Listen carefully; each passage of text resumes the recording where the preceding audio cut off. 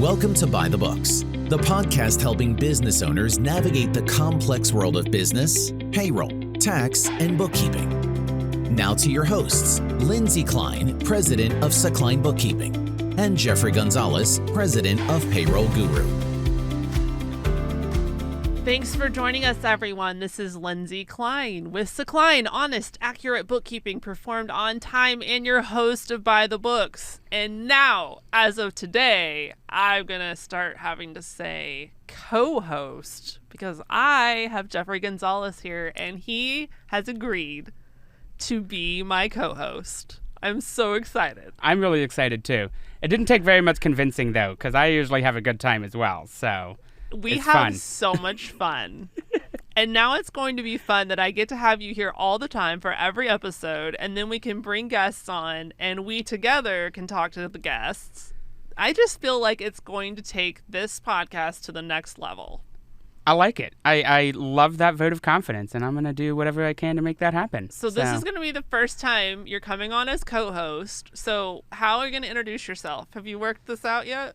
You know, I have put some thought into it. Okay. So, I usually introduce myself as a payroll guru. Yes. So it will probably continue. I'm so glad you changed that on your LinkedIn, by the way, because what did you have it You as? only brought it up 5 times. Yeah, you were like, it was something Human convoluted. capital management. It was ridiculous. Expert or something. It was ridiculous. And as soon as I saw that, I was like, Jeffrey, come on. Yeah. Really? Lighten up. This is ridiculous. You also made me change my picture. Thank goodness you did that, too. But I looked so youthful in my old picture. No, it was awful. It was horrible. It was so grainy. I'm going to pull up your LinkedIn right now. Well, it has a new picture, but I still have the old one. If you want it, I will send it to you. And every time I call you, my old picture can... No. It's going to be burned. That's what you need to do with that photo is burn it. So that was my first day at my old company. Oh, how funny. And clearly you were not very excited about this new job. I actually really was. It didn't come through on your grainy picture. Because I remember her doing it for me. And she gets her phone and she's like, I have to take a picture to send to security. Somebody else took this picture? Yeah. And she had her cell phone and she made me stand up against the wall and I remember she put it so close and I was like... So that's probably the face you see is just me like, what are you doing? And she had her phone right here. But anyway, so that was my professional picture for like 7 years, and now I've changed it. And you actually took the picture that I replaced it with. Yeah, I noticed that. Yeah. I just pulled it up. It's the one that when we were in a meeting at a restaurant, I snapped a photo of you. Yeah. I was like, you've got to change your picture. I am going to get some professional ones done. I feel like we now need to get professional ones together because we're co-hosting now. So, well, I want to use your person. Okay, let's do that. But it was female only. Oh, that's right. So, but maybe if I come with you, she'll make an exception. I'll find out about that because it would be great if we had some together as well as separate. So can we do like the back-to-back buddy cop thing? Oh, definitely. With the finger... Definitely putting that on the list. Now, I think we should do a tongue-in-cheek one where I stand in heels and rest my arm on my head? On your head. Because you are... I'm 5'11", flat-footed. Flat-footed, but yes. with how heels, high do you go? My highest heels are probably 4 or 5 inches, so okay. I stand out to let's say 6'4". Yeah. I'm tall. Yeah, and I am 5'7", sometimes 5'8", depending on how high I can get my hair that day. I don't let people push my hair down though, because that's cheating. My hair counts. Hair is part of me. So, So I think a photo where I'm just resting my arm on your head. That's hilarious. Would be hilarious. I am looking forward to that. Is that demasculating or emasculating? However you say that word. I think it's emasculating. Is that emasculating? You know what? I don't find it, but also I don't care. Right? Okay. Yeah. I find my I don't know. Is that a bad thing? No, it's a good thing. Like, I'm confident enough that I don't care. I'm a short person. Perfect. Like, that's what it is. Yeah. Perfect. Yeah. So that's hilarious. And I love it. We've both lost a lot of weight this year, so I feel like we're going to look really fabulous. You want to know why I keep putting off my pictures? Is because I want to wait, because I'm Until still... you've lost weight. Right? And I'm like, because I want to wait longer. So I'm like, if I can just push it to the last minute... Right, because you and I have some projects now that we're going to need professional pictures for, not including the podcast. Yep.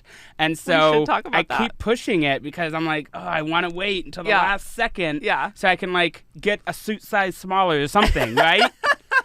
So I totally get that. But I decided to go ahead and do some photo shoots in my journey. So I'm like, I can look back on these. That's a good idea, yeah. And, I mean, it's not like you can't take them again. You're right. And I need to quit thinking about that. So then you can look back at that photo shoot and go, look how much progress I've made. Yeah, you're right. All right, let's get one scheduled. I'm looking forward to this. This is going to be funny. So on that topic, though, you mentioned we're working on some other projects. I feel like we should shamelessly plug. Well, and an update, because we gave an update, or we talked about it initially. Oh, did we? A few episodes ago. Yeah, Okay. You said that we were looking for investors, that we're working on some development stuff. So can we just put out there, if there's anyone listening or watching that has $5 or $10 million to drop on a startup, we've got a great idea we would like to share with you. Exactly. I mean, it's a big part of my job to find investors, so I'm going to use this platform shamelessly. Do it. Like, what's the point of having a following if you can't use it to your own advantage? Yeah. Exactly. Yeah. So we can't say a whole lot publicly because we need NDAs signed and all that jazz. Yeah, but send us an what email. What can we say? We can say that it's revolutionary. We've talked to people that are in similar industries, Can we and talk they've about said the it's industry, or is that too much? I think it might be too much. We can Okay. say it's logistics. Okay. Right? All right. Logistics. Sure, that's general. Yeah, it's Okay. general enough. So we've talked to people that are in similar industries, and they are surprised and loving it. So, I was just watching a thing, and it was Mark Cuban talking about his Cost Plus. Have you seen that? No. So he has a pharmacy, and what his thing is he buys directly from the manufacturer and does a 15% markup, plus you pay $3 for shipping, no matter what. And it's considerably cheaper than going through pharmacies and stuff, because there's usually a middleman and everybody's making as much profit as they can. So he uses insulin as an example, where I think the one he said, it was like $1,000 a month savings. I forget what it was. Yeah. But anyway, what he was talking about is I think it was a podcast even, and he was saying that the best ideas are the ones where you revolutionize a stagnant industry, right? Prescription drugs was a stagnant industry. People needed help. People can't afford the prescriptions. He's made it transparent. This is how much it cost me. I'm going to charge you 15% more. That's what you get them for, right? And that's what this idea really is it's revolutionizing a stagnant industry. Yeah. And blowing people's mind in the process. So super excited. If anybody's interested, give us a call. I can shoot you over an NDA and have all of it in front of you in just a few minutes. Yes. I'm excited. And you've done quite a bit of work on the pitch deck, I heard. I haven't even seen all the changes you made. So I'm excited to view. Yeah, it's been, my head hurts. I have to be honest with you.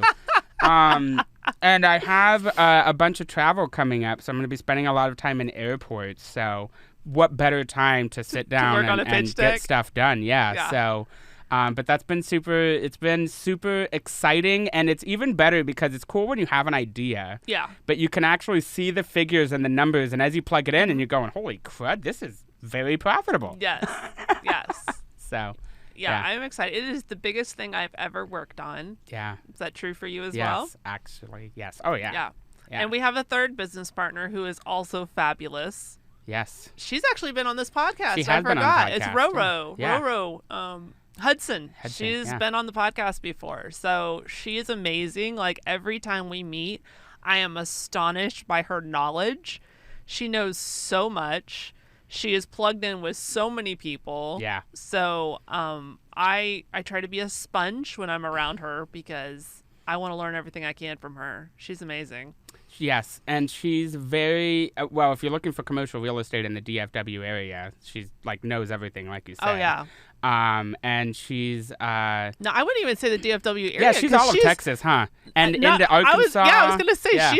she has pulled up properties that are all over the United Commercial States. real estate is different than residential in that way. Yes. Because you can't be so focused. Like residential, they're like, I work in Right. Carrollton. That's Right. all I focus on. Right. Yeah. So. Yeah, no, I think anywhere that Yeah. commercial real estate is, she's all about it, and she Yeah. knows so much. She knows what she's doing. Yeah. Absolutely. Yeah. And She's so quick too. Like we got on Yeah. a call with somebody the other day, and she like started pulling stuff up and talking yeah. about things. I was like, she yeah. and you are researchers. yes. Now, I'm a researcher in my own way, and I've told them this. I'm like, guys, if you need me to research, my idea of research is who can I talk to about this, right? I will set meetings and phone calls and Zoom and whatever and just pick people's brain about stuff. But how does that work for you? I think it works well. Phenomenal, right? You get so much good information Yeah. all the time. Now you throw a document, like these documents that Roro sends to us, and I love it. I love that she's finding all this stuff, but my eyes start glazing over. I don't even think you open the PDF before your eyes Most glaze. of the time I don't, I will admit. But my eyes start glazing over, and I'm going, and I'll even try, but my mind is going to just immediately be like, squirrel? Yeah. Yeah. Yeah. It's not for everybody. It's just not my way of researching things. Yeah. I don't know why. My brain just doesn't compute that way. Everybody learns differently. But I will sit and pick someone's brain to death. I will ask them a million questions and Well, and I will ask anyone for a meeting. I don't care who you are. I'll ask you for a meeting. I've seen you do this. And that's what I was about to say is I have joined you on some of these meetings. And, like, I'm incorporating that into how I do research because, like, it's one thing to look at the theory, but what is it actually in action? Yeah. How is this actually going to pan out Yeah. in the process? Mm-hmm. And when you talk to experts, they know. And it's genius because, you can get a lot of information from a professional for $10 at a coffee shop. Absolutely. Right? Absolutely. In fact, let's talk about that recent meeting we had. Jeffrey and I both met with a CPA. And because Jeffrey does payroll, I do bookkeeping, we both need to talk to CPAs. Yeah. So pretty much anytime I get a meeting with a CPA, I'll ask him if he wants to come along. So this is one of those instances, and it was lunch. We went to a pizza place. Yeah. And Really good. But you never know, right? CPAs, there's a wide variance. It is a very big spectrum of what you're going to get with a CPA. yeah. And I've learned this over and over and over. I have a podcast episode just about that, actually. I have one, I think it's titled The Question Every CPA Answers Differently. Yeah. Where I went to, I think, 20 different CPAs and asked them the same exact question, and every single one gave me a different answer, right? So you never know what you're going to get. Yeah. And I did not know that was the truth. But it is the truth. So there are CPAs that I immediately will sign up to refer them out. Because I get asked all the time by my bookkeeping clients. We don't do taxes. We only do bookkeeping. And clients and prospective clients all the time are asking me, hey, do you know anyone that would be good? And I love having a large network of tax preparers because I can select somebody that's good for their personality, good for their risk tolerance, good for their situation, their industry, whatever it is that they have going on. Yeah. I love having a wide girth of people to pull from so that I can find that person that's really going to be a good fit for them individually, you know? So there's lots of them I meet with that I can, without hesitation, refer them out. And then there's some that I would never. Like our meeting. Like the pizza place guy. Yeah. So, and there was some things he said through the course of the meeting that already I knew in my head. I've categorized him in the I'm never going to refer him out category. So I already knew that. But the cherry on top was when he asked us He was asking us for advice, right? Now, he's the CPA. Yep.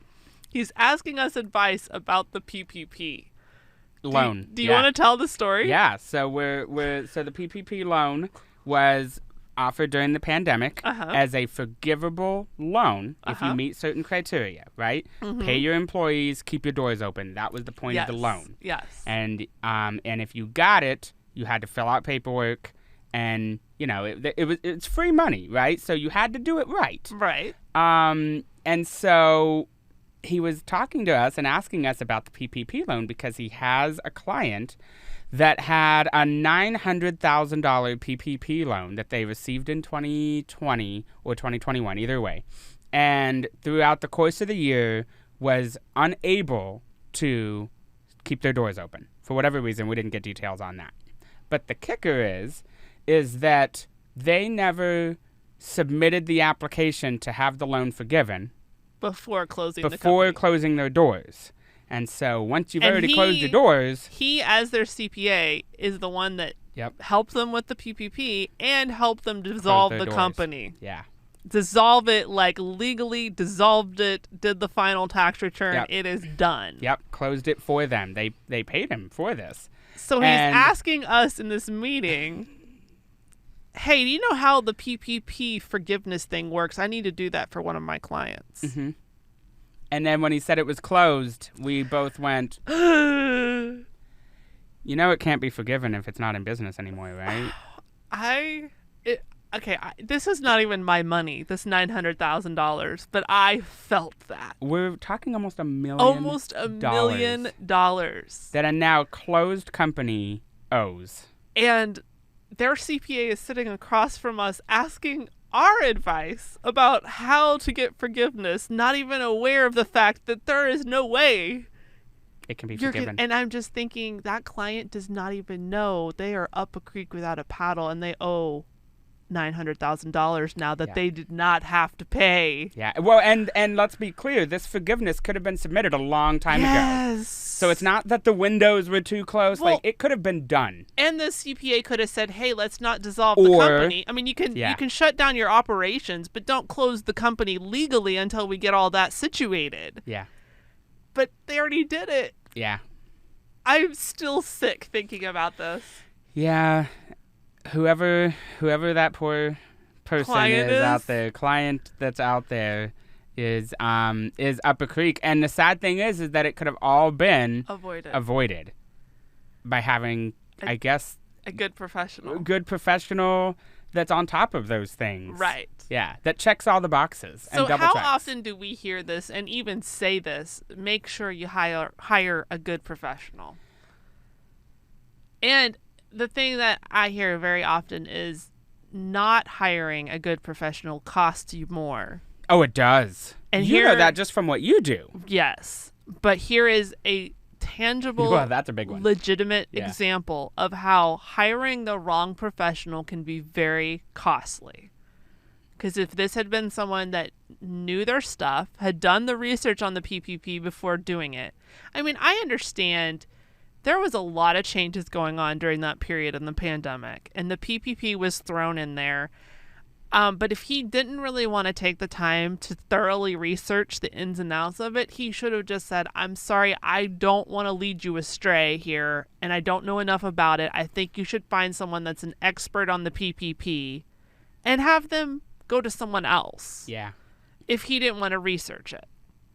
But I also just think, to me, when a client, from my perspective as a bookkeeper, when a client tells me that they want to make some big change, closing something down, whether it be a company or even a bank account, as soon as they tell me I want to close a bank account, I'm like, hold, slow your roll a little bit, because I know as soon as you close that bank account, you are now, I won't say blacklisted on that bank, but it is very difficult to get anything after you close that account, right? So I'm always telling clients, just even if you do, just leave 2 pennies in it to keep it open, and make sure, I advise them, don't do anything until your last tax return with that activity in that account is filed. I seriously would keep it open, even if you only have 5 cents in it. Keep it open until you file the last tax return where you had activity. That's a good idea. Make sure you have all your bank statements. Make sure you have all your check stubs, all your deposit images, everything you might need. Because once you close that account, it is like an act of Congress to get anything, and they will charge you out the wazoo. Like, research fees. Yep. You want a bank statement? Yep. Yeah. Yeah. So if they tell me that, I'm like, listen, I know it might seem like something off your plate to just go ahead and get it closed, but I really strongly advise you just keep it open a little longer. So to me, if he knew his stuff and they're telling him, hey, I'm thinking about closing this company, I would be telling them, listen, you can close down the operations, but, there's a lot of things here we need to wind down. We need to think about, strategize. And if you didn't really know much about this stuff, maybe get another professional that does. Well, exactly. And not shut it down until you know all the loose ends are tied up. Yeah. So that was a $900,000 mistake. It's just sickening. Yeah. And honestly, the client may never even find out unless... Well, the CPA at some tells point, them. I assume that the IRS is going to come after their money. No, may never find out that it could have been forgiven. Oh. Yeah, right? Because you think if the nobody's CPA telling might them... present it that, oh, I'm sorry, well, didn't get forgiven? I'm not making any assumptions. I'm just that saying... That would be bad. If that's who they're relying on for advice, they may not get it, right? That's the problem. And so we've definitely learned a lot about how you get what you pay for. Yes. And you got to make sure that you are... doing your research. Yes. Because, and maybe it was just me, but my perception of professionals, CPAs, lawyers, bookkeepers, any of those professional services, that they all know what they're doing. Yeah. And the short answer to that is they do not. No. They do not all know what they're doing. Well, and not only that, but they're all coming at things from their own perspective, right? Yeah. From their own experiences, their own risk tolerance. And you've seen this play out in a couple of situations that we've... Recently. Yeah. So at your bookkeeping. I invited Jeffrey to go with me to a CPA study group that I attend once a month. What was that experience like for you? Because the setting of that is probably about 10 round tables. Everyone there is either a CPA, an EA, a bookkeeper, or a guest of somebody. In Jeffrey's case, he was my guest. And I would say mostly CPAs. Mostly CPAs. By far. Yes. And it was very interesting because the format is that CPAs from within the group can submit questions. Yes. These are highly technical, right, weird questions. And the idea is to hash it out as like a mastermind. It's anything that you're wanting to get other people's opinion about how to handle. And so a lot of just one-off situations that these CPAs encounter. And I submit questions too sometimes. Yeah. Yeah, actually, we have a couple in there right now. Yeah, right. absolutely. So, it's very interesting hearing them because they send out the questions ahead of time too, so that everyone can have a chance to look if they want to. But it's interesting to hear them. The moderator will read the question, and then everybody will just kind of chime up and say what they think, right? And the answers are always so different. Yes. Sometimes. Not always. Sometimes it's a quick answer, like this is the way it's done, and that's that. Everyone agrees. But then sometimes it'll be like, well, you could do this. Yeah. And then somebody from the other side of the room is like, yeah, but what about XYZ? Oh, well, that's scary. And then a third person over here is like, why would you do that at all? Just file this form and do this and that and the other. And then everyone starts talking, and you're like, so what was the answer? And the answer is that there's 5 different ways to do it. Which way do you want to do it? Right, exactly. Right? And it really comes down to, like you said, the risk tolerance of... Because, and it's very interesting because if the client has a very high risk tolerance, right, is fine being in the meaty part of the gray area, but the tax professional or the attorney, insert professional here, is not comfortable with that and is only comfortable with black and white, then... That's all the options they're going to get presented to them. Exactly. Even if the client is over here. So it's really important to understand where your professional is coming from versus where you're coming from. Because if you're on 2 different pages, then you're never going to... But if you're not doing your research and advocating for yourself, you're never going to know that. That's right. Yeah. That's really what I think it comes down to is you've got to do your own research. Yeah. And this is coming from a person that... Hates research, Okay, we won't say hates research. I love research, but my way of doing research is not to open an article and read the article, right? I'll just talk to 15 people. Like that question that I asked 20 different CPAs, right? Yeah. I learned a lot doing that because I learned there is a wide variance in ways that this can be handled. That there's 20 ways to skin this cat. Yeah. And really, it comes down to it from a tax perspective when we're talking about a tax issue. How well can you defend this to the IRS? And how comfortable does your tax professional feel defending it to the IRS? How comfortable do you, as ultimately the person responsible for the tax being paid, how comfortable do you feel talking to the IRS about it? And at the end of the day, it may come down to, I have high risk tolerance. Mm-hmm.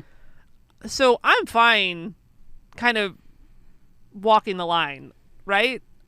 But I appreciate a tax professional that's saying, listen, we can walk the line here. Just know if you do get audited and you do get an agent that does not see things your way, that they're more conservative, you may have to end up paying this tax and penalties. So, put that money aside just in case, right? I'm fine with that. Yeah. I'll do that. And you know what? I have no problem looking an agent in the eye and saying, I did absolutely nothing wrong, and here is why, A, B, C, D. And you will do that. Absolutely I will. can absolutely see you doing the IRS that. does not scare me at all. Yeah. I would go toe-to-toe to any agent. I probably know more than they do, frankly, about a lot of what we would be discussing. So no problem going toe-to-toe. And I feel like confidence in that situation is everything. Yeah, that's Fake fair. it till you make it, Yeah, right? That's fair. So a lot of it is really kind of intangible soft skills. Your ability to sell it. Yeah. When it comes down to it. Yeah. So it's not only here's 20 different things you can do, but how well can you sell it to the IRS agent when you get audited? It's an interesting thought, isn't it? Uh-huh. Because, and it's funny, and I know you've said this before, but when it comes to CPAs, it's never math questions. It's always exactly what you're talking about. I've said that. How can you defend this? What is the law, and how can you defend this? Oh yeah, I've said really this on what the it comes down podcast to. before. Is Yeah. accounting is so much closer to law than it is math. Yeah. Everyone, when I tell them I'm in accounting, I can't tell you how many people are like, "Oh, you're good at math." No. And I'm like, "No, I hate math." Yeah. Everything I need to know in accounting, math-wise, I learned in elementary school. And I don't even do that. The computer does it. That's fair. It's so much more like law. Yeah. Your ability to read, interpret, and argue law. That's accounting. Yeah. Exactly. And people don't realize that. If you like math, be an engineer. Exactly. Do not become an accountant. So all of that to say that if you're not finding the right professional and you're not having those conversations, then you're not going to get the answers that you're looking for. So then let's talk about my rendition of, I took the model of this CPA group and I designed the same thing for bookkeepers. Yep. Now, my bookkeeper group has not grown nearly as large as the CPA group, but you never know. Maybe one day. Because that Maybe. CPA group has been around like 40 years. Yeah. So who knows? In 40 I couldn't years. believe it. That's a long time. It's been around a long time. Yeah.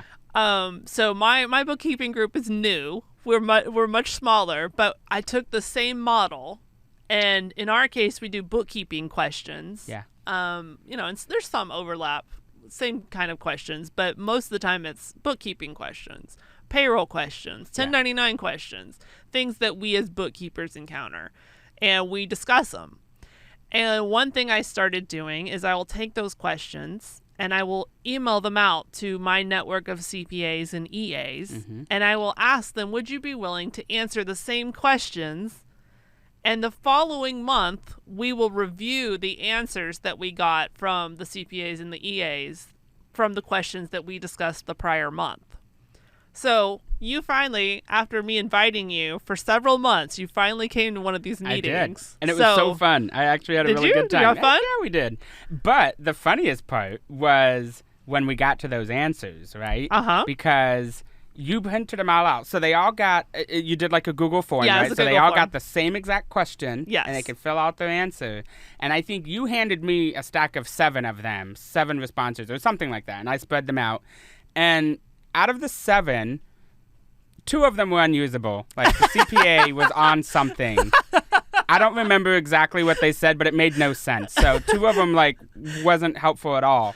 But then out of the other 5, all of them were different. It was so crazy. And it was in writing. Yeah. And so the first one would be like, this is the answer. You have to do it like this. Uh-huh. And the second person would say a completely different solution. Yes. And then there would be a third one that would have list 4 different solutions. Well, and that was the one I liked the most. Yeah. In fact, I actually emailed him and said, I would love to meet with you because I could tell he thinks dimensionally instead of linear. Yeah. He thinks 3D, right? Yes. Like, well, there's all kinds of ways to skin this cat. And if it's this situation, it would be better to do it this way. Or you might have this situation where you might want to do it that way. Like, he thinks 3-dimensionally, and he thinks about it from different angles, right? Because if you're only thinking about this from an accounting perspective, you're going to give a different answer probably than if you're also thinking about it from a legal perspective or from maybe a logistics perspective, right? If you're taking all those other things into account, then you might offer a different solution or maybe a plethora of solutions. And I feel like he did that very well.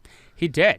And he was very articulate, too, and explained it. Yes. And it was a lot of ifs, thans, right? He was very thorough. Well, if this, then this. If this, then this. If this, then it could be either one. Right. And so, all of his were like 2 paragraphs long, all of his responses. He took a lot of time to fill that out. So, but, and that's all a the great bookkeepers way. at the table, we were all going, who is this guy? What's his name? Yeah, everybody perks up. Well, because you're exposed to it a lot more than the average person. Right. The average person listening to this podcast probably hasn't talked to 100+ CPAs like you have, or like most bookkeepers have. Yeah. And so you recognize that. Me, I would just assume that if I asked a bunch of CPAs a question, I would get the same answer, the same every time. Right. That is inaccurate. No. And so I really like your method of, you got to interview multiple people. I would have a few core questions that you ask all of them to see, because you will find out pretty quickly what we're talking about. And if they're knowledgeable and really know what they're talking about. You said that CPA study group has been around for 40 years, and some of those people have been there from the beginning. Yep. And so there's one guy in particular in that CPA group that's caught my attention because I noticed he almost always answers the questions. I know who you're talking about. And he's brought things to light that I've never heard from anyone else. Like things that he has said in that hour-long study group. Yeah. I have gone back to research because I'm like, really? Is that true? And he just knows. He knows stuff like on the top of his head. Like you can tell he is a big researcher. And you can tell he really hones his craft and stays on top of law. Exactly. And that's what I mean. So, like, it's all about, and just because you're the most experienced doesn't mean you're still the best fit. So it really comes down to it. And then what's even more interesting is since everybody's looking through their own lens, attorneys will look at things from a legal perspective. And, well, this is how you should do this legally. But they're taking no consideration about the tax exposure that they may be giving you because you're doing that. Right. So then you go talk to the CPA, and the CPA is like, do it this whole other way. And you're like, okay, you need to talk. Yeah. Get back to me. But so not only that, but as you're going through a process, if you're making a change, starting a new business, anything like that, you need to talk to not only several people within the industry, but you may need to talk to different industries to get everything to come together. And I would say that's the first thing because we throw out there, make sure you have a good professional. But how does the average person, even the average smart, intelligent person that's really good at this stuff, how do they know whether it's a good professional? I would say that's the first thing. Talk to lots of them. That's what I was going to say. Your method absolutely is to talk to a lot of them. Don't be afraid to set up meetings, phone calls, whatever you can. And most of those consultations are free. That's what it's for. Not always, but or throw yourself that, into a situation where there's a bunch of them together. Go to a CPA meeting of some kind and just start talking to them. Yeah. Tell them, hey, this is what I have going on. What would be your advice about this? Somebody will probably speak up and impress you. Yeah. And that could be your future. And you'll start, if you ask the same question to 20 different CPAs, you will start to understand the nuances around not only your situation, but also the wide variance you can have from conservative to risky, right? There are those CPAs that they are super conservative. Yeah. They do not even want the slightest hint of an audit, right? So they're going to do things super conservatively so that their bases are completely covered, right? Yep. There's others that are like, I have no problem arguing this with the IRS. If they don't like it, they come talk to me and I have no problem defending this. And they will toe that line, right? Yeah. And then you have everything in between. Yep. So, you know, and you probably want to match your own risk tolerance to that of your professionals. You know, that's going to make things easier. So ask questions around that, you know. Right. If there's something specific that you wanted to accomplish, like ask. Yeah. What would you do in XYZ situation? Yeah. We had a conversation about auto. I forget who it was with, but we were talking to somebody, and they were talking about having a company vehicle and what you can do to... Yeah. Because his specific example is it's cool if you have a car in your company's name, but if you have personal insurance on it, is it really a company car? Uh-huh. And if the IRS audits you, what are they going to think about that? Right. Right? So, yeah, commercial insurance may be more expensive, but Right. what can you do to... Right. But some CPAs will say, no, you can't have a commercial vehicle. Don't do it. That's not... That may not be the answer you're looking for. I love the professionals that aren't saying, no, you can't do it. They're saying, here's how you can do it. Right? Yeah. I completely accept an answer of the way it's being currently done is probably not going to fly, but here's how you could fix things so that it will be okay. Yeah. Rather than just saying, no, can't do that. Yeah. I told Jeffrey, because we've met with a lot of professionals over the course of trying to figure out who we want to use for this endeavor we talked about earlier. I told Jeffrey, as soon as I hear them say, no, you can't do that, I'm done. I don't want to hear. I want to hear, here's how that can be accomplished. Yeah. Or at least ask me questions about my goals or my objectives and say, okay, you know what? That way is not going to get you there, but here's what we could do instead to meet that objective, right? Yeah. If you're immediately shutting me down with, no, that can't be done, period, we're done here. Yeah. I'm not using you. I'm not referring you. I'm going to smile and nod. I'm going to take notes. You will never know that I'm never going to refer you or use you, but I'm never going to refer you or use you. And that's fair because that's what's important. And that's what business owners need an advisor. Mm-hmm. And that's what that is what you're describing is an advisor, right? We have a common goal. Really what I look for is a strategic partner. Yeah, that's a better way of putting it. Okay. Yeah. You know, if I'm telling you I want to write off my car, all right, how could that be done? Yeah. What do we need to do to make that, in your eyes, completely legal, completely above board? I want to do things legally. I'm not trying to. Yeah. I'm not trying to be shady. Yeah. I'm not trying to do things dirty. I want to do things above board, but tell me how, right? Don't just tell me it can't be done. Let's figure out a way. Yeah. Do I need to start some kind of side hustle? Do I need to wrap the car? Do I need to, you know what I'm saying? Like, let's brainstorm here and figure out how we can make this legitimate. And that's a great example because that's something that we've talked to people about and we've gotten different answers, right? You can wrap it. You can, there's so many things you can do depending on who you talk to. Yes, it depends on who you talk to. Make this work. Right. So actually that would be a good question to ask too. Even if that's not something you're interested in, there's a lot of different answers and that's a common question. Right. And you're going to find that you get a lot of different answers to it. Absolutely. Definitely. Yeah. So that would be the biggest thing I would say. Of course, that's my preferred method is just start talking to people. Pick their brain. Don't be afraid to ask them a million questions. If they're getting annoyed by your questions, they'll tell you. But you're no worse off than when you started, right? If you don't ask them, you're in the same place as asking them and them saying, "Hey, bud, you need to pay me for that advice." Yeah. Right? But there's plenty of people that are willing to give free advice out there. Well, and we've actually talked about that. Yep. And how, like, what a first of all, the amazing amount of information that we've collected just by having conversations with people. And secondly, how much more does that make you want to do business with them when they are being transparent? Let's talk about this. Let's go through that. Because, like, yeah, you're giving me free information, but I'm going to use you now because now I trust you. Right. So is that really a down? Like, some people see that as a conflict, right? Where I'm giving them the information for free. Yeah, but they're still not going to do it themselves. They're still going to pick somebody to do it. And now it could be you because now they trust you. Transactional. Yeah. Yeah. That's how I see that. Transactional. Yeah. Like, I'm not going to give you that unless you give me whatever. In this case, money. That's a great way. Actually, we've been talking about that. And now you just, like, finish connecting all the dots because you're right. Like, in my head, I just thought it was an aha moment. But, yeah, that's exactly what that is. Mm-hmm. Yeah. I don't like to do business with transactional people. Wow. But we can do an episode about that. I think we should.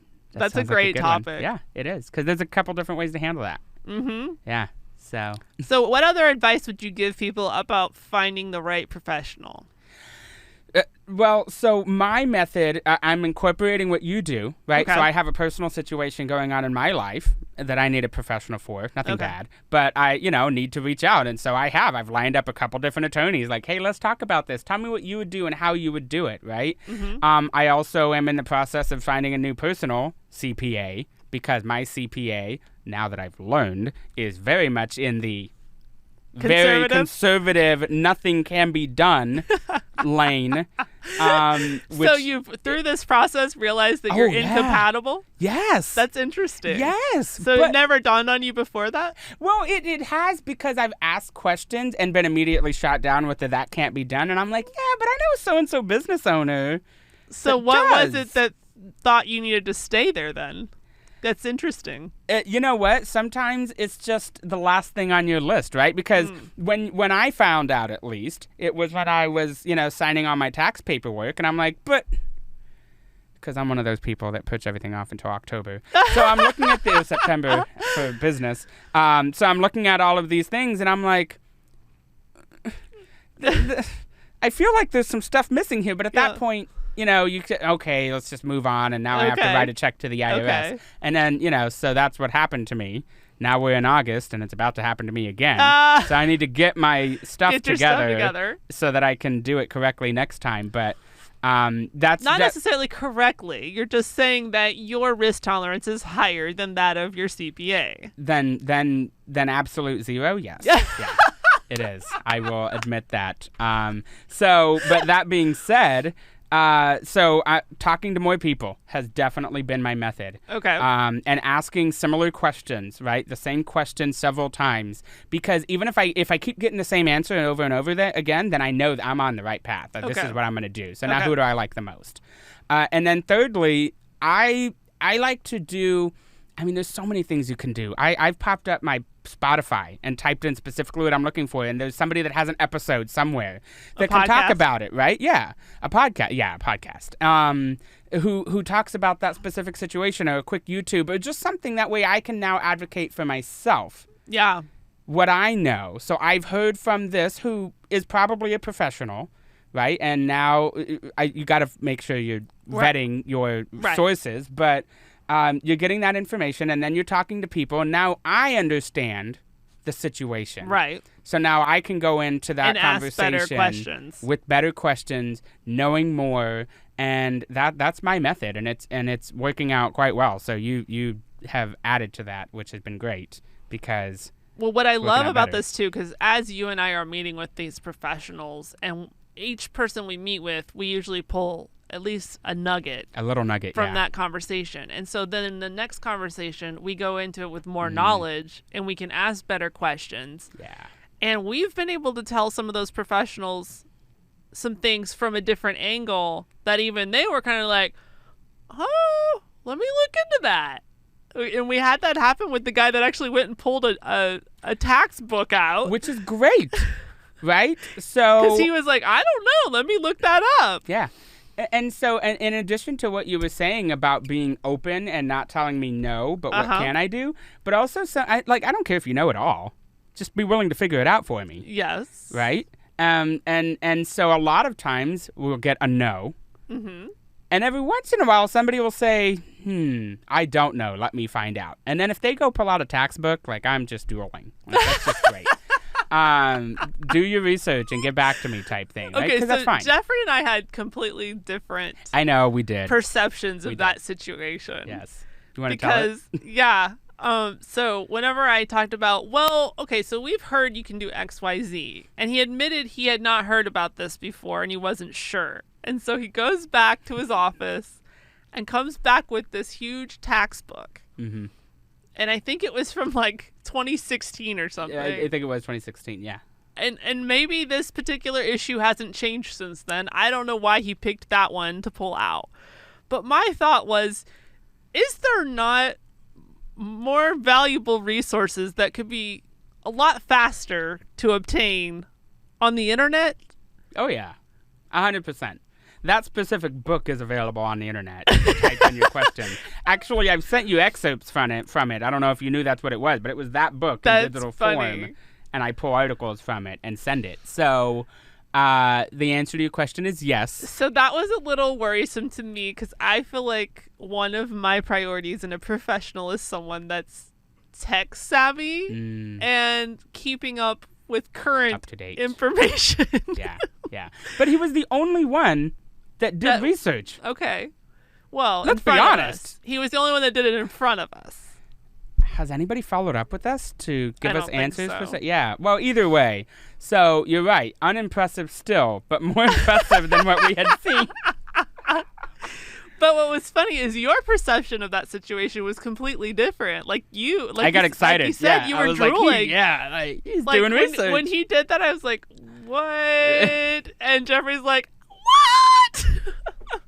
But so that talks to our risk tolerance, or not even risk tolerance, but what we're looking for, right? And I agree. Like I'm looking for the same things you are, but it did excite me to see somebody actually pull out a book and try to answer a question. Well, there you go. Kudos. I just thought kudos were in order. Yeah. So it's just very interesting. Yeah. The wide variance you can find in personality, risk tolerance, research, the amount of time that they spend researching and learning their trade. It's a spectrum. It's a huge spectrum.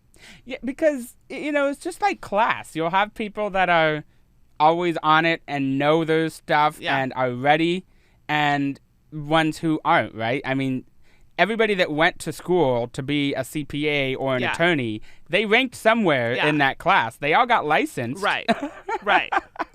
So, exactly. Which one are you getting? They're all there. Let's talk about personality, too, because that's a factor as well. Like, you could have the most knowledgeable, the most strategic thinker, tech savvy, all the boxes checked, but they're a complete jerk. That's a problem. Like, if I ask you a question and you talk to me very condescendingly, like, I should already know this, why are you even asking this question? That's a problem. Yeah. Because as your client, I'm not really going to want to ever talk to you. And that's a problem. And you're probably the kind of person who doesn't want to be talked to, right? Yeah.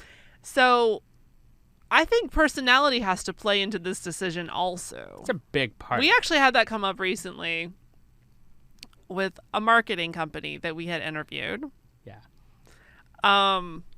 And it was a meeting I had set up, and I feel like I brought our other business partners in as well. So there was a group of us that were in on that meeting. And I think everyone kind of felt like because I had chosen it that they kind of needed to go along. And I was like, guys, I didn't like them. Like, I was the first one to say it. You were. We were thinking it, but you said it. Yeah.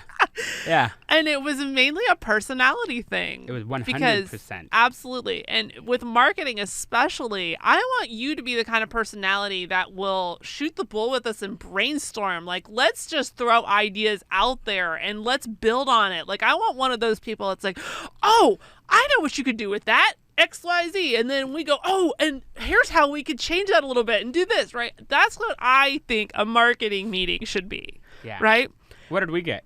We got a very stone-faced, analytical type. Like, I feel like maybe her calling was more engineering or something. I don't know. Like, something not marketing. Do you have any doubt that they would have been able to do a very good job? Yes, I do have doubts. Oh, you do? Okay. Yes. Well, I didn't, right? So from the presentation that I saw, it looked like they could accomplish what we wanted them to accomplish. But Well, okay. I didn't want to work with them. Well, okay. That's a subjective thing. Good job, right? Yeah. To me, part of a good job is that we've brainstormed and thought about things. I mean, to me, that's part of the good job. You're right. Yeah, that's part of marketing because that's not what I do. Yeah, So exactly. I need somebody to be the idea person and creative person. Well, and also, if you can't sell yourself, how are you going to sell me? Yeah. Very, very true. So, no, I didn't Yeah. feel comfortable that they would do a good job. But I understand what you're saying. Like the presentation about what they had to offer and the examples they were giving or whatever. Yeah. Yes. In terms of, I guess, the technical aspects of it, sure. I think they could have done it, but... but like you said, it's not somebody I'd want to work with. Yeah. It was not an enjoyable meeting. I mean, not that it was not enjoyable. It just wasn't enjoyable. Yeah. It was just a very dry meeting. Yeah. Yeah. And I had a professor once tell me in college, and he was talking about it from a interview, work standpoint, but he was saying, if you go interview for a job and you have the best interview of your life, you might get the job. But if you go to that interview and have the best conversation of your life, you definitely get the job. Ah. And I feel like that's in this situation. We did not have the best conversation of our life. You're so right. And you know how many times you're right. How many times I've gone with somebody, worked with somebody just because there was a great connection. You and I. Yeah. You reached out to me on LinkedIn originally. Mm-hmm. And the strategy that worked for you, because I get hit up on LinkedIn all the time, right? And most of them, 90% of them are completely ignored. Why yours was different is you actually wanted to meet in person. Yeah. This wasn't a, hey, if you had said, hey, can we set up a Zoom or a call? I get that all the time. No. Yeah. No. Yeah. I think I said, do you want coffee or lunch? Yeah. I'm like, yes. Yeah. Let's do it. Yeah. I will meet you in person. You're willing to come and meet in person and do lunch? Absolutely. I will meet with pretty much anyone. Yeah. Yeah. You asked me for a Zoom meeting? No. Hard pass. Hard pass. Yeah. So that's how you started, and we met, and that was exactly what it was, like the best conversation. And I mean, the audience now knows, like we bounce off of each other very well. Yeah. So it was a fun conversation that was memorable. Yeah. And it just so happened I had been looking for a payroll person. So it was perfect. It all came together perfectly. Yeah. But I get solicited to by payroll people all the time as a bookkeeper. So that's not unusual. But you're the one that stuck because we had so much great professional chemistry, and even on a personal level, like we just vibed. Yeah. No, we do. Yeah. We talk every day. Yeah. Yeah. So we vibe very well. So you're 100% right. I mean, and where are you going to do your best work? And what are you going to do your best work with somebody? So if you find a professional that's, like you said, technically and knows their stuff and all of this stuff, but you're just can't stand working dreading working with them or going, I got a meeting scheduled with this guy. Yeah. That's a problem. Yeah, it really is. And you're not going to get the results you're looking for. So I would say that's high now, up there on that list. I will say this. CPAs, generally speaking, they're actually kind of engineer types too, right? They're analytical. They're analytical. They don't often have big personalities, right? So, it's not quite the same situation as what we're looking for in a marketing person, right? You're probably not going to find a life of the party type CPA. They are out there. There are some. There are some. There's one that you probably know that does stand-up comedy. Yep. And he's always inviting us to go to his stand-up route, right? So you're not often going to find CPAs that are that kind of personality, right? Yeah. Where you just can't wait to hang out with them. Yeah. But that being said, it also shouldn't be a person that you dread talking to or that you feel like is looking down on you or thinking negatively about you asking a question. It still should be someone that you can have an enjoyable conversation with. Agreed. Yeah. This has been good. Yeah.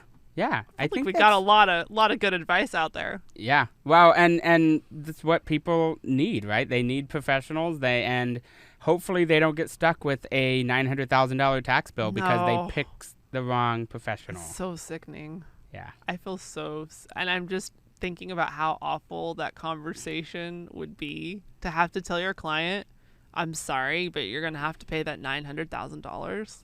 How awful. Yeah. So do your research. Yes. Do interviews. Because it could find cost the right you. person. Because it can cost you $1 million. Literally. Yeah.